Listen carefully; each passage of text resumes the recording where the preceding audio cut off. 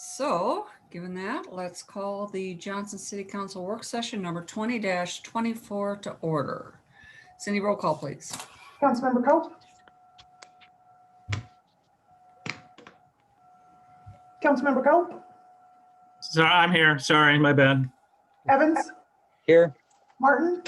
Here. Letty? Yep. Soroka? Here. Very good. Let me start first with the COVID-19 statement. Due to the COVID-19 pandemic and in accordance with Governor Reynolds' March 19, 2020 proclamation, suspending the regulatory provisions of Iowa Code Section 21.8 or any other statute imposing a requirement to hold a public meeting or hearing, the City of Johnston will conduct meetings electronically with the public allowed to attend per instructions denoted on the meeting's particular agenda. Meeting minutes will continue to be posted per the city's normal course of business. With that, we will move on to the first agenda item, and that is to report on the Pioneer Parkway speed study. Matt, is that you? Or I think Jim was going to start this one out. No, thank you.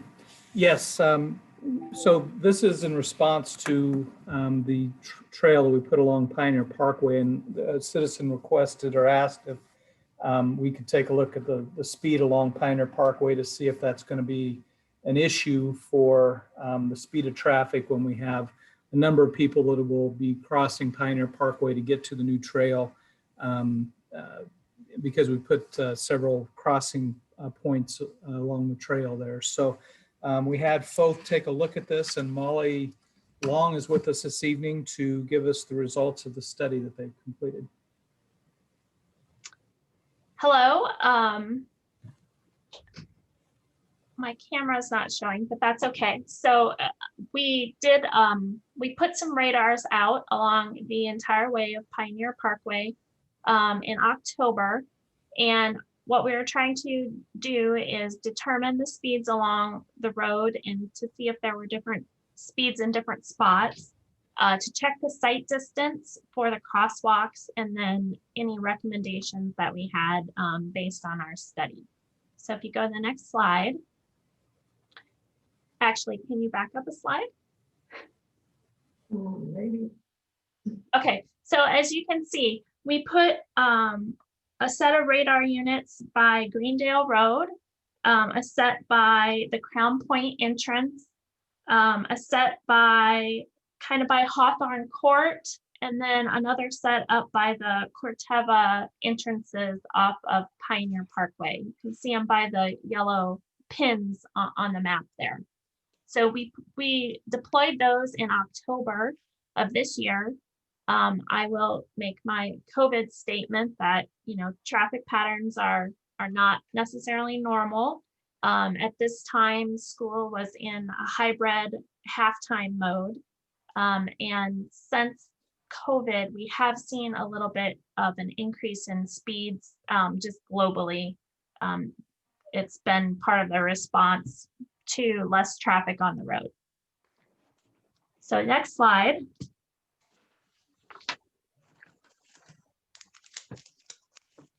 So what we did is we determined the average speed for these segments, both northbound and southbound. And we looked at the 50th percentile speed, which means half of the traffic is traveling below that speed and half of the traffic is traveling above the speed. And then we also looked at the 85th percentile speed.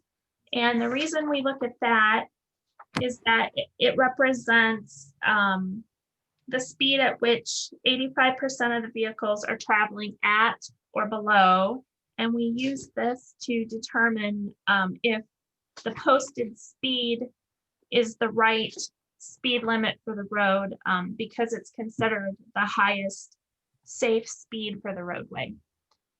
So as you can see on the chart we have here, for the entire road, the average speed was 35 miles an hour, which is the posted speed limit out there, which is also the 50th percentile speed. And then the 85th percentile speed was half a mile an hour under 40 miles an hour. So just about right at that 5 mile an hour rule of thumb that we look at for posted speed. You can see that there was one area, the northbound segment right by the Crown Point entrance, exceeded that 5 mile an hour rule of thumb that we use. And that was about 41 miles per hour. But everything else is relatively equal throughout the corridor.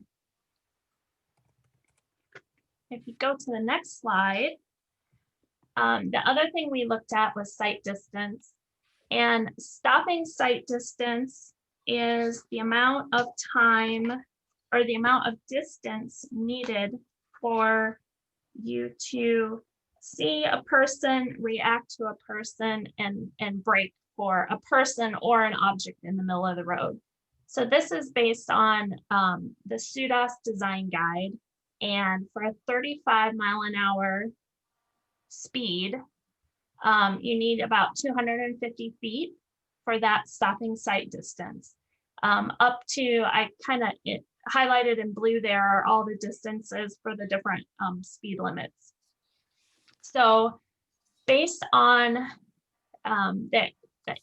based on what you have out there now, the sight distance is acceptable for 45 mile an hour and lower. When we got higher than 45 mile an hour, that distance, the trees and the other things along the road start to block the driver's vision of a pedestrian in a crosswalk or standing right at the curb line, you know, of the road as they're starting to make the crosswalk. So if you're going over 45 mile an hour on this road, then, you know, seeing that pedestrian at the curb line might be an issue. So as of right now, based on the speed study, we still have acceptable sight distance out there for, you know, 85% of the people traveling this road, and actually probably more. So that I've talked about that 5 mile an hour rule of thumb at the 85th percentile. If we're not exceeding that, we're bumping up on the threshold there. That one area right by Crown Point for the northbound exceeds it by 2 mile an hour. Potential mitigations, because we're not, basically what the study shows is that the posted speed is correct. We're traveling within that kind of rule of thumb along this road. And so if we wanted to do mitigation, the recommendation would be to look at some increased enforcement, to install some electronic feedback signs to let people know how fast they are going, and then maybe an additional public awareness, you know, through Facebook or on the website or other social media, to just kind of bring attention to the fact that we have more pedestrians in this corridor and we need to maybe pay attention a little bit more to the speed that we're going. I ran through that really fast. And just for the council's information, we have put up the electronic feedback signs along the roadway, and that's a good visual reminder for people that are traveling down the road to check their speed. The signs give the speed that the cars are going along the roadway, and then I think it flashes if you're going above the speed limit. The other thing, the electric feedback signs also, they do collect data on how fast vehicles are traveling. So we have some additional data points along the area with those feedback signs being installed. Yeah, this is Matt. Jim is correct. We've actually got those out on the south end of Pioneer Parkway. We are collecting data. We did attach a couple of those bar graphs that to the staff report where we collected data last week. So that's attached so that you can see it. Those signs do flash. They'll change from a yellow feedback. So if you're exceeding those speeds, they will flash red and turn red and flash at you so that folks can see that. So we're going to keep those signs out probably for a couple of more weeks, and then we'll pull those in through the winter months, and then we'll post those again probably towards the north end in the spring once conditions are better. Matt, I didn't review, I didn't realize that one of these reports was feedback from those signs. Can you briefly tell us what those what the data shows? Yeah, the data shows essentially what Molly covered is the majority of those traveling out there are in that 35-mile-an-hour range with the 5 over. You can see here on the left side of your screen, the majority is 40 and under. There are a few that are exceeding the speed limit there that you can see that are traveling faster than 40 miles an hour. But it really coincides with the report that, or the information and the data that Molly collected in her speed study. Okay. So Jim, my question would be, Molly has recommended some mitigation actions here. What have we given any thought to how we might implement those? Well, again, as Matt has shown here, that we are implementing the electronic feedback signs, which, again, I think they're a good reminder to folks. I've seen them in other communities, and it's certainly, I'm more familiar, obviously, with the speed limits in Johnston. So when I go into other communities, it does give you a good check on your speed there. And I think part of it's the public awareness. I think we can do, especially as we get to the spring and that trail gets more use. It'd be a good time maybe to remind people that we do have people along the trail and crossing the road to get to the trail. And the one good thing about at least the crossings that we have there, because there's a fairly large median, a wide median there, pedestrians across the roadway only have to really be concerned about 2 lanes of traffic from one way. They can get to the median and then look the other way. So they're not really trying to cross all 4 lanes of traffic plus the width of the median, because there is a safe zone there in the middle. So that makes it a little bit more safer environment for pedestrians that are crossing there. So we'll continue and do some public awareness as trail use picks up in the spring. So Matt, why wouldn't we leave those feedback signs up? We had intended to leave them out here, like I said, for a couple of more weeks, but if you leave those out there really much past 4 weeks, and Molly, please feel free to jump in here, but a lot of those they start to lose their effectiveness. You know, it's just like another sign. If they start to see those, they really start to tend to ignore those after a period of time. So it's good to have those out and up for a few weeks. They kind of go away, or we can switch them around. We can move them to the north end and just move those around on the corridor. But they tend to lose effectiveness after they've been out there in the same spot for a while. I agree with that. Remind me, Matt, we only have a couple of those signs, and so like really before school starts, and we'll be deploying those around the school sites to remind people of 25 miles per hour and those kinds of things. So we use those signs actually all over the community. They're not really intended to stay in one spot, but you know, as we identify areas where it's good for us to remind people of the speeds, particularly again in the school zones, we use those signs, or we'll use those signs really all over the community. How many do we have, Matt? We just have the set. We have 2 signs. We had initially bought those to put up around our construction zones to remind individuals of speed limits, especially on our detour routes, and then around the school zones. Well, I guess what I was thinking, and I want to hear other council members' thoughts on this, but you know, we heard enough from our residents along there that we decided to do the study. Now we have the study, and the study is recommending that we take certain actions. We need to make sure that we're following through on those actions. Otherwise, you know, when those residents raise the issue again and say, you know, we brought this problem to you. We understand you did a study, but now what are you doing about it? If they don't see it, if they don't see us doing doing something to act on these recommendations, then I think we're just going to be criticized again. Well, Mayor, if I can jump in, I guess my only concern with that is I think that, this is not the only area of town in which you have citizens who have these concerns. And so I think we've documented that we have taken action. I think that, it makes sense to, I think these types of devices that we have probably are used quite a bit throughout the community, and should be used because I do think they're very helpful. But I don't know that, I don't feel like we should just put it into this part of the community almost on a permanent basis, because I think you're going to have other folks in the other parts of the city who think that their similar concerns are not being addressed as well. So I think I'm not sure that the traffic speed concerns in this part of the community are any stronger than they are in other parts of the community. And so I'm not sure we need to leave them out longer than what's currently planned.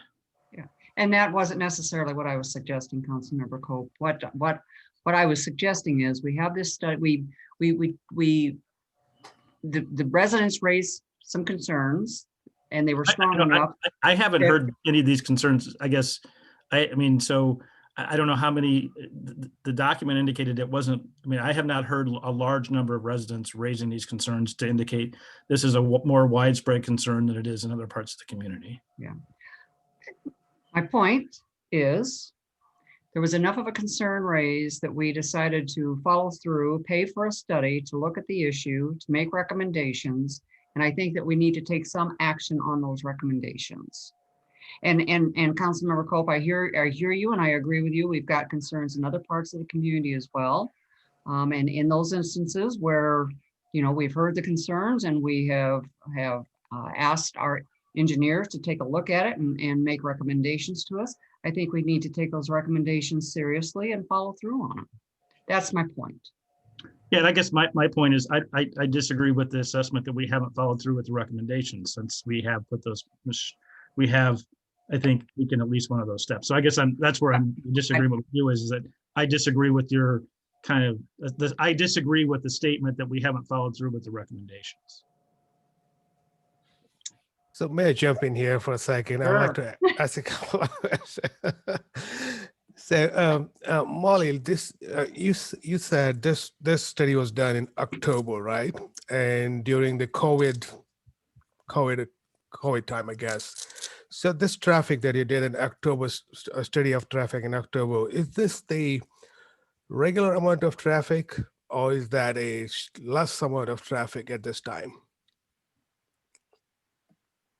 So the state of Iowa has been tracking traffic volume since COVID started, and they say that municipal streets are down about 5% than they were a year ago.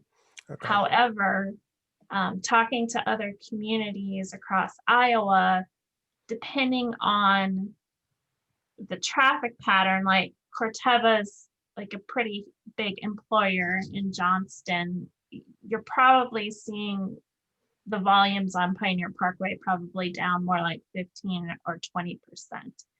We have the volumes. I guess I didn't take a really close look at that, but I can get you that information. Okay, so yeah, the point I was trying to get was that Corteva is a big employer, and I did work at Corteva a while ago, but right now everybody is working from home, so there's not that much traffic happening in that road at this point in time. So I'm really not sure how this study is that valid when there's not enough traffic happening in that. Just one point. My point is that. The second thing is that we had a new trial put on recently, so there's not enough pedestrian traffic yet to analyze that, how much it will be in the spring or summer of next year when COVID is gone. Everybody's outside, everybody's scooped up right now, and just like a free bird, everybody wants to be outside. I think the study should have been done when there's more traffic, when there's no people on the road, and that's when the study could matter very much. So I understand all the science that you guys have put up and you want to do all the mitigation efforts. I understand that we need to do all of those things, but I really suspect the validity of this study at this time, given the COVID situation. This is Matt. One of the things that our signs do collect, Cindy, if you could slide the presentation over just a bit. Our signs actually do collect, if you can, it's either up or down on that one. They do collect the number of cars. I mean, you can see the counts next to speeds for a total of like 10,000 vehicles a day out there. So while Molly's right, we probably have some lesser traffic because the Corteva isn't there. We are catching a fair number of vehicles on the roadway. Matt, and I will add, this is John, that because of, and being that this is my home base at Crown Point, I did notice that there was quite a bit more cut through traffic because of the Merle Hay 62nd Avenue, and people that were heading south from 62nd were cutting through on Pioneer Parkway. Yeah, that we had actually waited so that we had the west leg of 62nd over before we did the study in October, but we did have some of that cut through traffic still directed that way from Merle Hay to the west. So you'd be correct about that.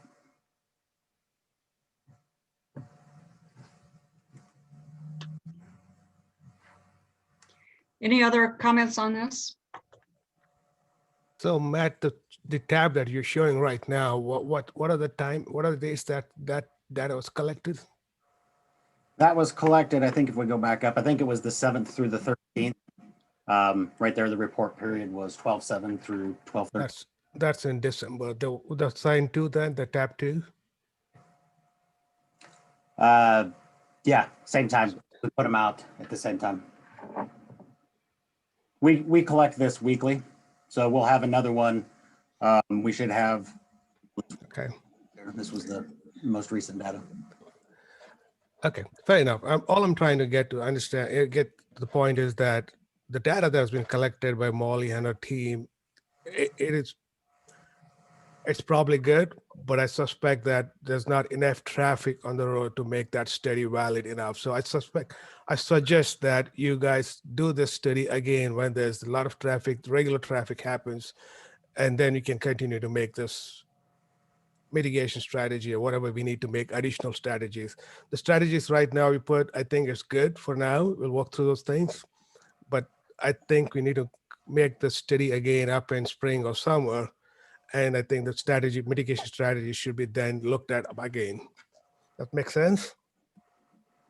Yeah, that makes sense. If I could offer maybe when we put these signs out again in the spring, that we can see if we can validate these speeds prior to doing another complete study. Sure. All right, thanks guys. Any other comments or questions on this?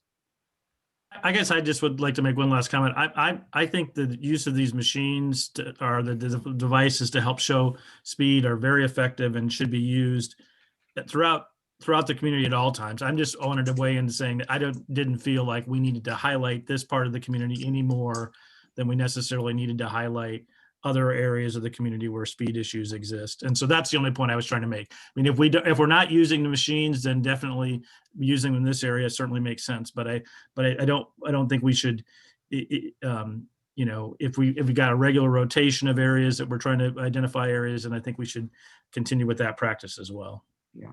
And I think just to make one more concluding comment, I think that the mitigation strategies that are proposed here are appropriate in any area where we're hearing concerns about speed with our traffic, and that is enforcement, public awareness, and as needed, putting up the instruments that show people how fast they are moving. So those are reasonable mitigation strategies that we can use throughout the community. So, any other comments or questions on this item? Okay, let's move on to the next one then. Chief McDaniels is going to give us a report and lead us in some discussion around the public department's strategic staffing. Chief? Good evening. Happy holidays to everyone.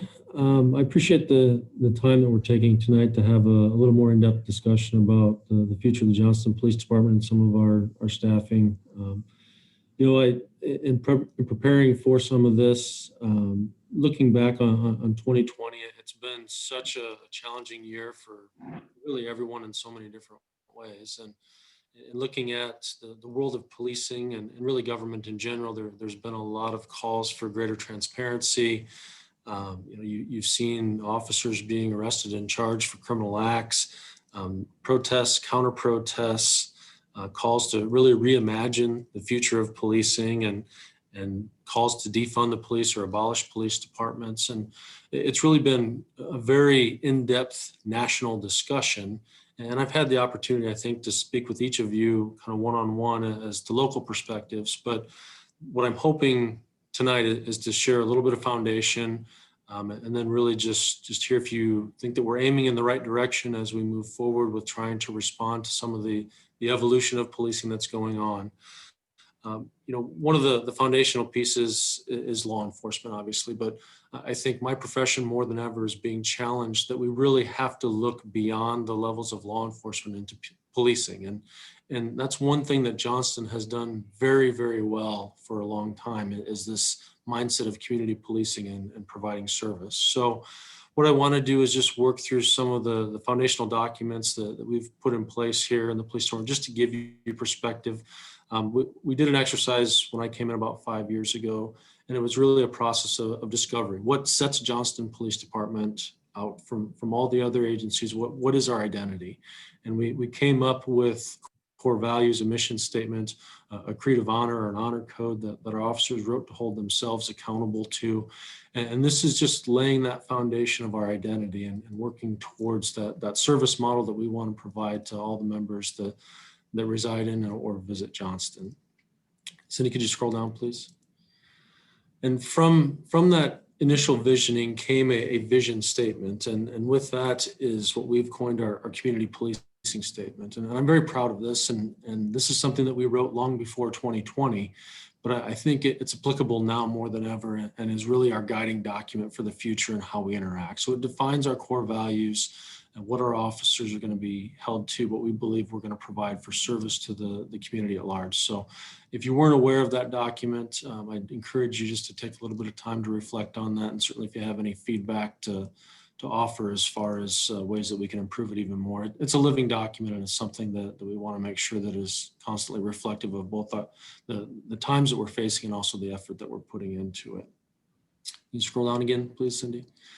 So with this page, obviously there's a lot of things that happen in policing. It's a 24-hour business. We're here every hour of every day. And there's 3 divisions within the police department that have been constructed. And these are all the subtasks that are associated with the police department. When I came in 5 years ago, we didn't have these divisions. So we've worked over the course of time and thanks to your support and really the good effort of many employees here stepping forward to offer their leadership is trying to build a manageable system as our community continues to grow. So there's many subsets within each of these divisions. Each of the divisions are led by a lieutenant who's responsible for the daily operations of the police department. If you can scroll down to the next page, please, Cindy. This is the strategic staffing document that I work off of each year with our budget process. And it's really trying to update the movements that we're making and working forward to anticipate some of the staffing pieces that we'll have in the next couple of years.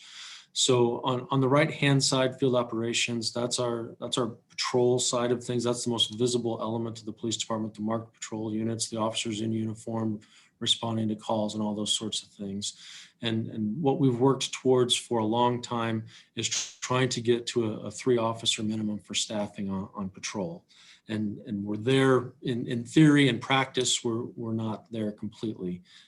We've got the staff to be able to staff at a 3-officer minimum all the time, as long as we don't have military deployments, we don't have injuries, we don't have some other factors that can complicate our scheduling. So as we continue to build out our patrol side and focus towards the Northwest annexation and an additional patrol district, that's the side of the house that will continue to need to grow to meet the needs of our community.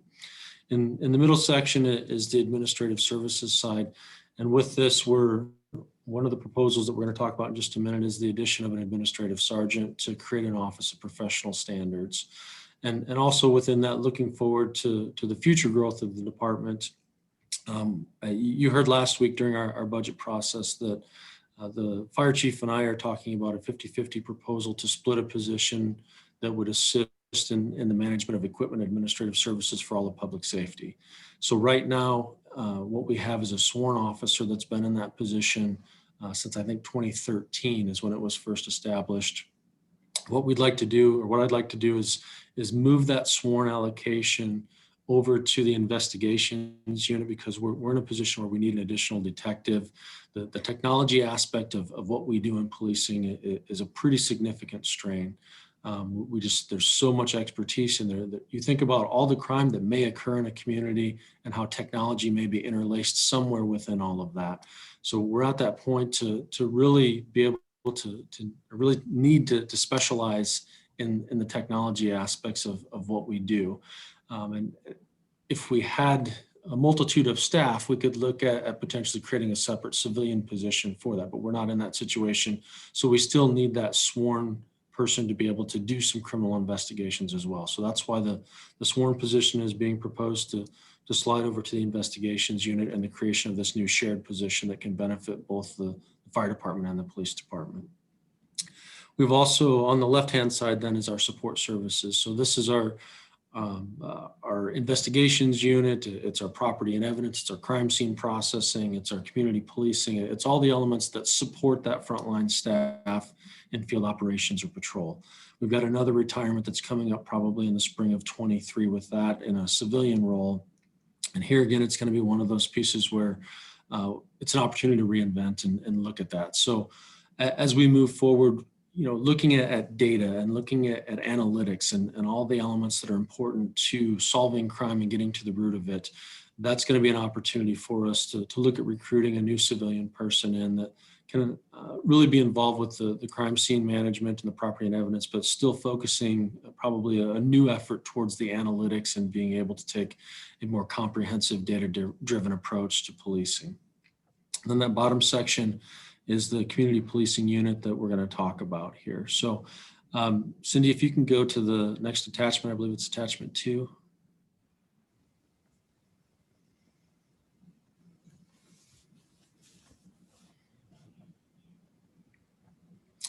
This is the decision package that you saw last week that we just went over very briefly. So this is, of the 3 positions that I'm asking for, this is the creation of the Office of Professional Standards. And in looking at trying to develop that role, again, as a community grows, there's greater need for administrative services and things of that nature. Well, we're also at a time in policing where there's greater demand for both transparency and comprehensive administration for how we do police work. And with this, we're really going to focus in and drill down on a lot of things that are interlaced from the policy perspective, from the in-service and specialty training side of things. We anticipate there's going to be new legislation coming forward. Sorry, we're a very efficient building. I need to move a couple times. So we're anticipating legislation that's going to put greater demand on collecting data and reporting it for analytics, being able to work through the process of that reporting procedures. We've also probably will see additional legislation for new training mandates that come forward. It's going to be a unique year, I think, in the legislature, because you're going to see unions and national policing organizations that are going to advocate very strongly for the rights of police officers. And you're also going to see activism and the opposite side of accountability for policing. And I think police administrators are really going to be caught in the middle with some of this and trying to talk through and educate and what is striking that balance to be the most proficient professional organizations we can be, still balancing the personnel regulations, the freedom of information, the potential litigation that we face. In addition to litigation, there's also the Iowa Civil Rights Commission that we have occasion to interact with, the Ombudsman's Office. So there's a lot of watch groups that have really taken a strong interest in this next legislative session, and I think in the future of policing. So trying to move forward with a position like this to really be able to step into that. Because one of the greatest challenges that we continue to have in policing is when we hire someone, it's almost a year later before we truly realize the value of that person. So, in bringing this position forward now, what I would like to do, if the council will support it and we can work the funds, is hopefully I could be in a position to have enough money to take some money to do a hiring this spring. The position is then funded for next year, and we can transition into this role in a much more timely way, as opposed to if we were to push this off for another year. We're looking at basically 18 months from now would be the next time that we could consider the implementation of it. And then you're looking at 6 to 12 months after that, probably to be able to bring it into the organization. So, Chief, is it possible to ask a question now? Yeah, absolutely. So can you explain what would be necessary for you to start that hiring process in the spring? So, sure. Thank you. What I've got here is kind of, I guess if you want to call it the worst case scenario, the most costly scenario outlined. We have a continuous application process for lateral transfer candidates that qualify. So we have a stockpile of people that have expressed interest that are currently sworn officers. So what I would look at doing is working through those that have already submitted their applications. And if we get the funding committed to for the next fiscal year, then ideally we'd be in a position to be bringing someone on board by the spring, roughly first part of April, to begin the process of bringing that new person in. We have to then fully train them through our field training program. Again, if we get that fully experienced officer, it's probably a 3-month train. If it's someone who has less experience, it could be more like 6 months. If we had to go a non-certified route, you're looking at more like a year. But best case scenario, hopefully bring them on in April, get them trained up, hopefully by around the first part of July. And then we would go through and make a promotion of an existing officer to sergeant.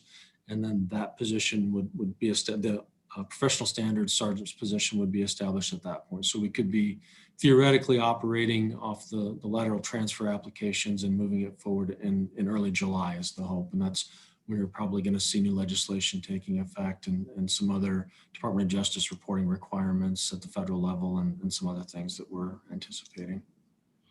Okay, so thank you. Okay. Chief, can you talk to us just a little bit about what the Office of Professional Standards would look like? Are there good models out there? Is there good literature on how to do this? I mean, what is the whole concept, the idea there? Sure. So there's a lot of different models out there, and really what the goal is with this is to create the framework. Everything that we've done over the last several years in building this organization is to try to set the framework for the future. So in looking at this, we could easily just call this an administrative sergeant and fit them into the schedule. But really what we're trying to do is identify a public priority. The professional standards are at the heart of what we do. And it's so important to us that we're dedicating a full-time position. And in the future, looking at larger organizations, used like the Polk County Sheriff's Office, for example, they have a dedicated division that is their professional standards unit. They've got a captain, a lieutenant, they've got a couple investigators on the sworn side, a couple investigators on the jail side. So it's really creating that framework and that priority that in the course of time as we grow or whatever mandates may come forward, perhaps the next step down the road, if we decide we want to be a CLIA accredited organization or something along those lines, you're looking at hiring a civilian position to support that. And so I queried several agencies throughout the metro, and really everybody does it differently. It's really based upon where the priorities lie within the organization and how large the organization is. One of the things that I saw as far as commonality between a lot of organizations is there's another layer of command staff within a lot of organizations. So we go from sergeant to lieutenant to police chief. And in a lot of organizations, they have sergeant, lieutenant, captain, or assistant chief, and then police chief.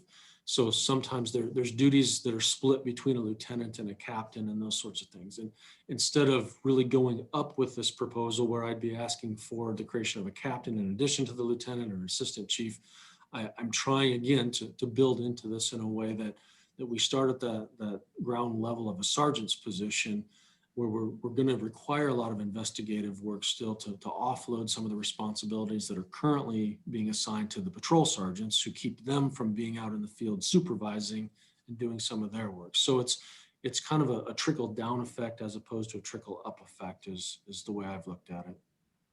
Okay, that sounds like a very strategic, efficient way of trying to address several different issues there. Talk to us just a little bit about the CARES Act reimbursement. Yes, so if you recall from last week's budget discussion, Teresa, and I think she sent a handout talking about some of the CARES Act monies that we had received. There was I think it was in excess of $500,000 received for reimbursement, and the vast majority of that money, I believe, and Teresa, feel free to correct me if I'm wrong, but I think that came through a 25% wage reimbursement for police and fire. My figure, I think the police department recouped around $340,000 from the CARES Act money.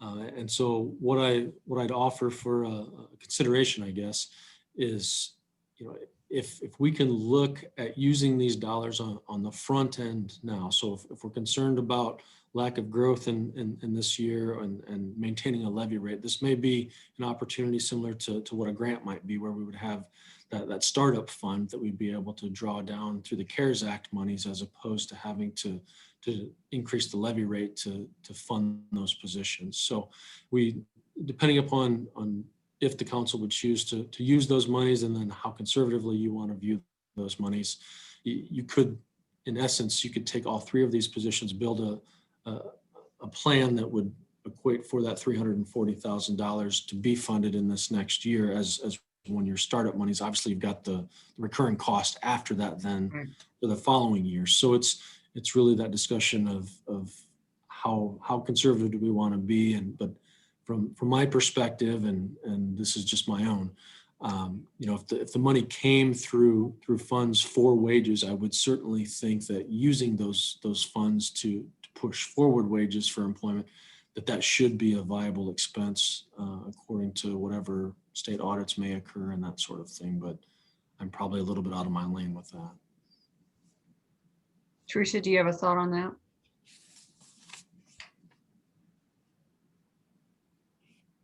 I have a thought. It's a little bit different than the chief's.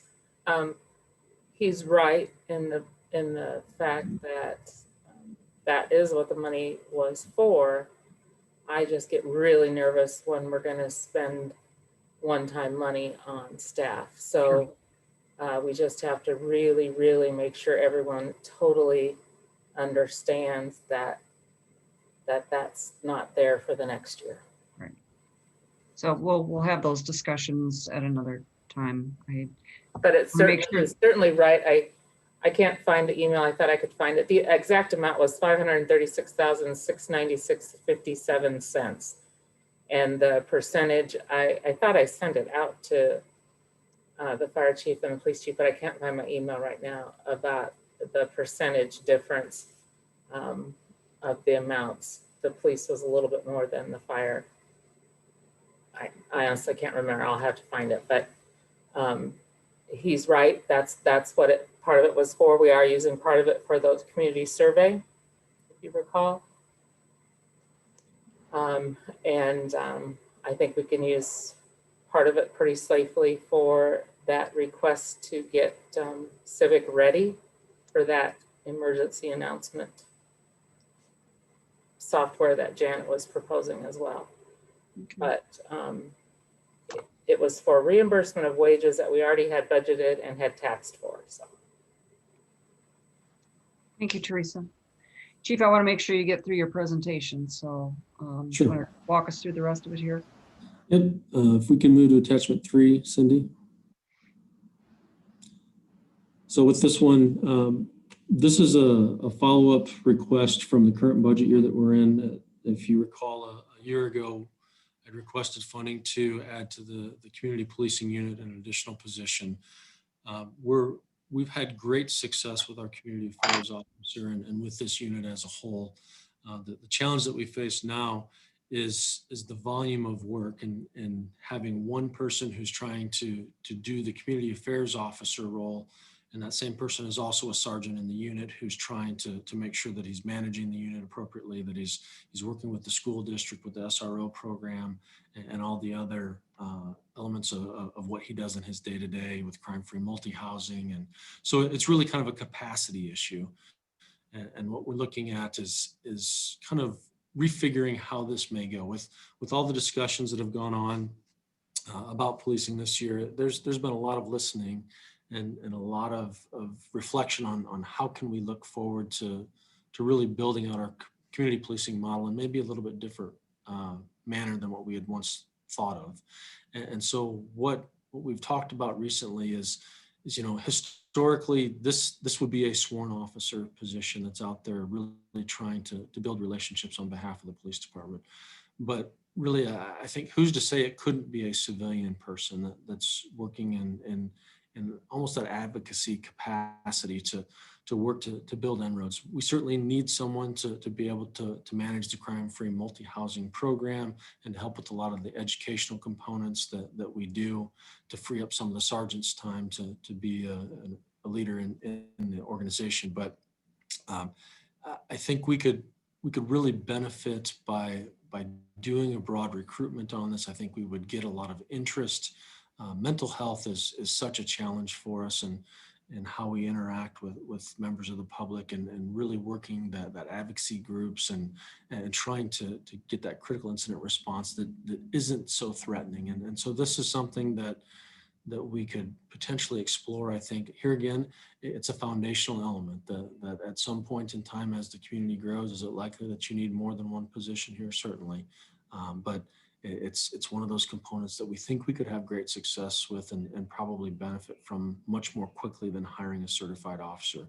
We'd probably save a little bit from what that lateral transfer starting wage is. We'd also have the opportunity to get someone out serving the community much more quickly than having to, again, hire a full-time position that's sworn, get that person trained up, and then make the move to add the position within the organization. So I'm not going to go through it now, but there's about a 3-page document that's attached to the decision package that really lays out some of the potential opportunities and challenges that we face right now in community policing and some of the priorities that we've established. So it's a great document to give an overview, I think, of where we're at currently and where we think we may be going into the future.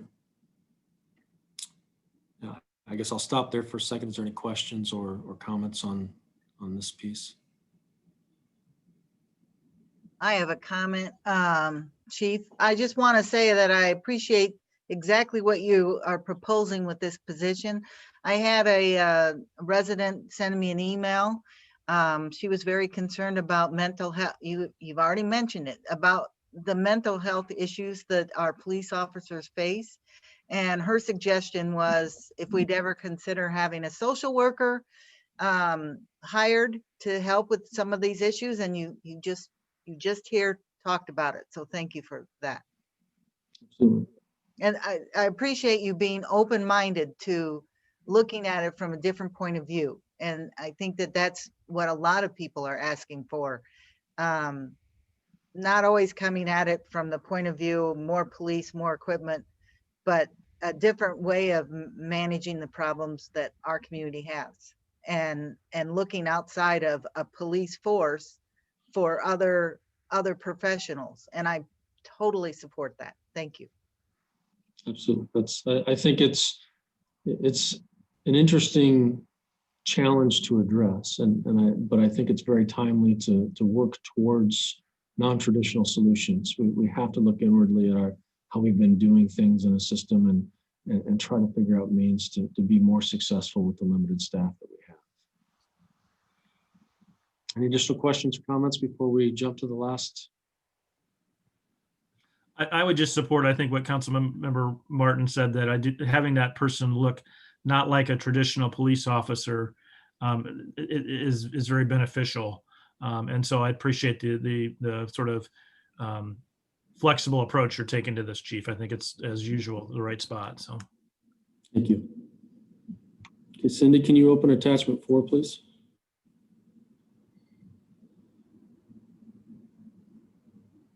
So this is, I guess, if we talked about the non-traditional policing, now this is more the traditional policing. This is that patrol element and continuing to try to build the resources out for the Northwest annexation.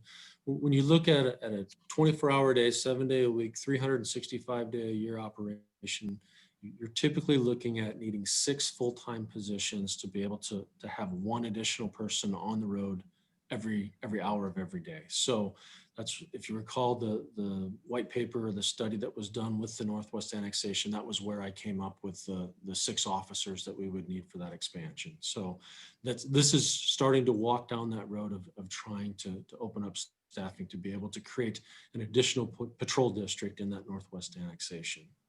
And again, in looking at the numbers that we currently have, we're really pretty lean for the geographic area that we police in what we've known to be kind of Johnston proper before we consider the annexation. So if you look at a call for service that would require 2 officers, if we've only got 3 officers working and 2 of them have to run to the far northwest and something happens down at Ignite or something along those lines that would require another 2 officers, you're talking about a really significant time delay and trying to get those resources without requesting mutual aid, which also will be a significant time delay. So trying to strategically find that right balance of moving our staffing forward as that Northwest annexation grows out. Cindy, could you scroll down, please?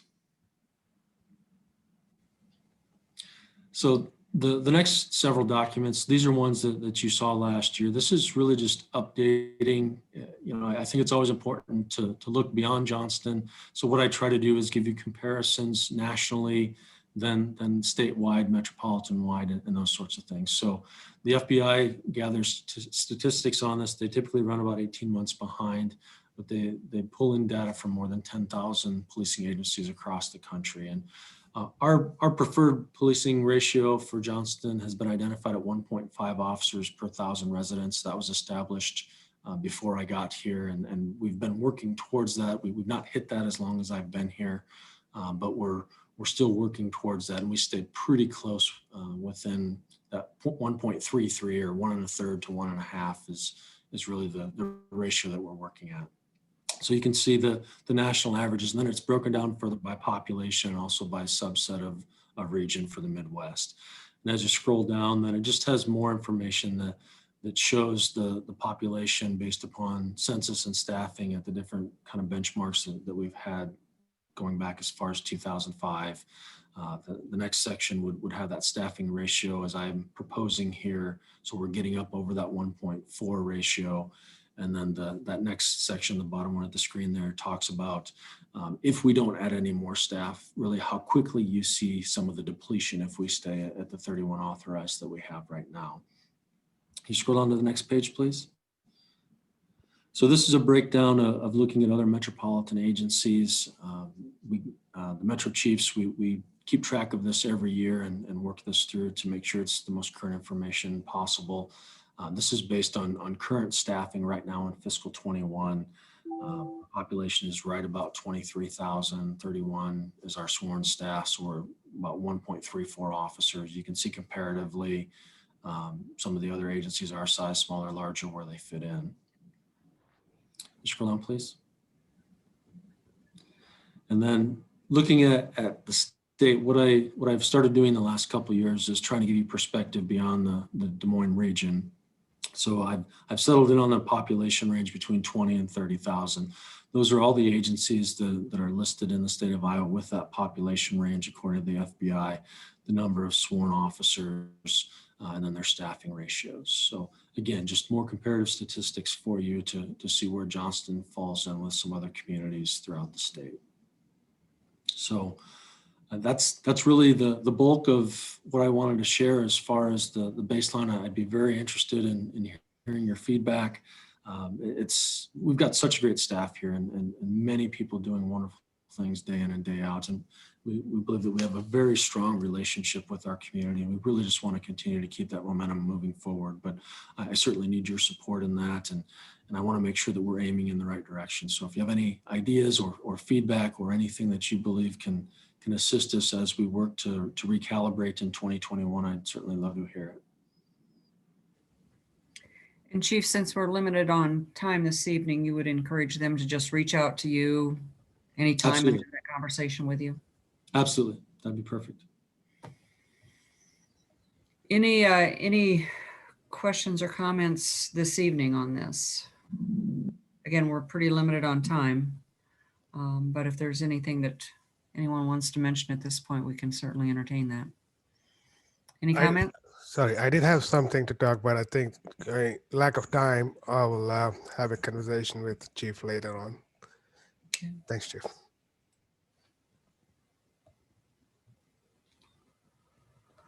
Okay, well, we have 5 minutes left. We have one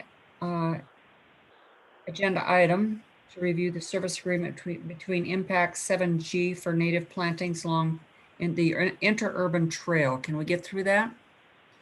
Yep, this is John. I can make this real quick. Okay. Really wanted to bring this forward so you guys had a chance to see this before I bring it as an agreement at the January 4th City Council meeting. There's really three focuses why we want to start doing more native plantings. In fact, we actually did last summer, planted the waterway just west of 59th Court. But the three main focuses are stabilizing soils. When you have native plants, especially native grasses and that, they have much deeper root systems, so they will stabilize the soils much better. They provide habitat for wildlife. I know you'll get tired of hearing me say green corridors, but that's a key to wildlife movement, is having corridors for them to be able to safely move throughout towns and out into the country and areas like that. And then the final one is to lower your carbon footprint. We've started these conversations, but by putting these native plantings in, you're minimizing how much mowing you have to do, and you're just doing more important things for not only the community, but for the environment and for the future of the area. So the area that we're really looking at with Impact 7G is the interurban trail, mainly to the north of Johnston Drive. If you go south of Johnston Drive, we really have a fairly decent native stand of especially tall big blue stem in that area.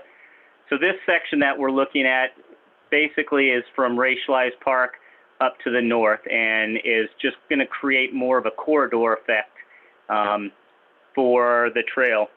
Right now, there's about 3.5 acres that we're looking at in total that we would be doing, which is fairly substantial when you start taking out mowing in that area. So basically, the process is that we kill the turf off in that area. They come in and drill the seed right directly in through the area that we've killed off.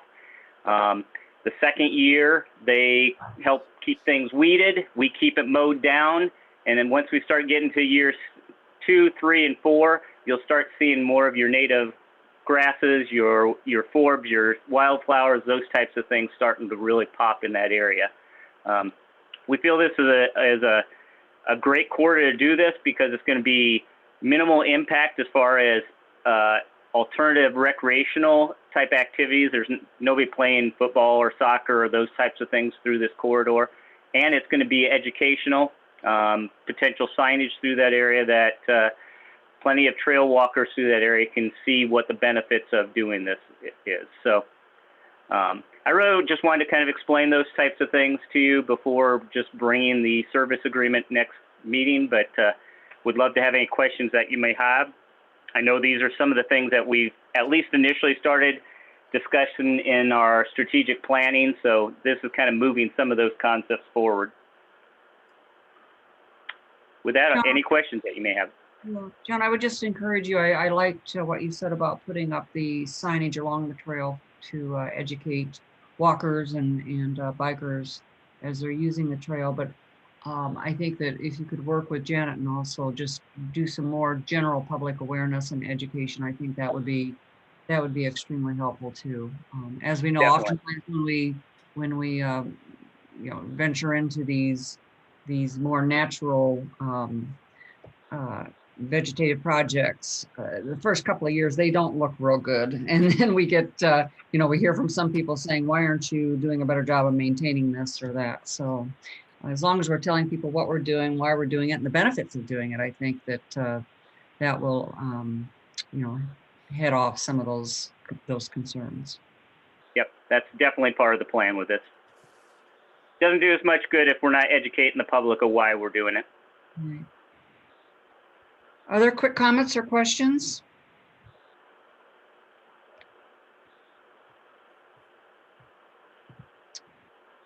If not, we will adjourn the work you. session and go into our regular council meeting.